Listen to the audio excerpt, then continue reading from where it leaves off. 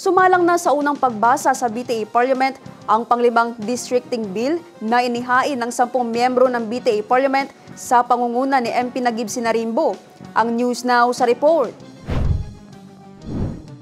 Isinusulong ni Member of Parliament Attorney Naguib Sinarimbo ang panukalang pagtatatag ng 32 single-member parliamentary districts.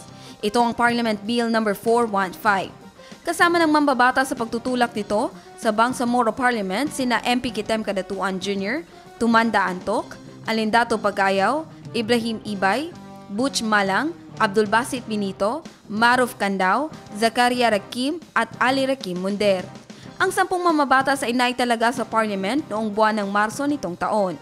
4 na panukalang batas na hinggil sa districting ang naunang inihain sa BTA Parliament na inirefer na sa Committees on Rules at Local Government para sa deliberasyon. Sa ilalim ng panukala, 4 ang parliamentary district sa Basilan, 9 sa Lanao del Sur, 5 sa Maguindanao del Norte, 5 sa Maguindanao del Sur, 4 sa Tawi-Tawi, 2 sa Special Geographic Area at 3 sa Cotabato City. Isasalang ito sa committee deliberation kasama ng 4 pang inihaing proposals habang isinasa pinal ng mga mambabatas ang alokasyon ng parliamentary seats bago ang 2026 elections.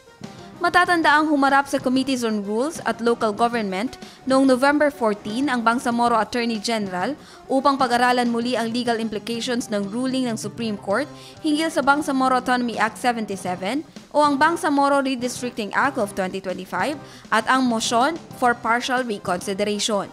Sinabi ni Bangsamoro Attorney General Bantuwas Lucman na hinihiling ng Bangsamoro Government sa Supreme Court na paboran ang motion for partial reconsideration, pagtibayin ang constitutionality ng BAA 77 at bigyang linaw na nananatili sa Kongreso ang exclusive power na magtakda ng election date at legislative deadlines para sa redistricting.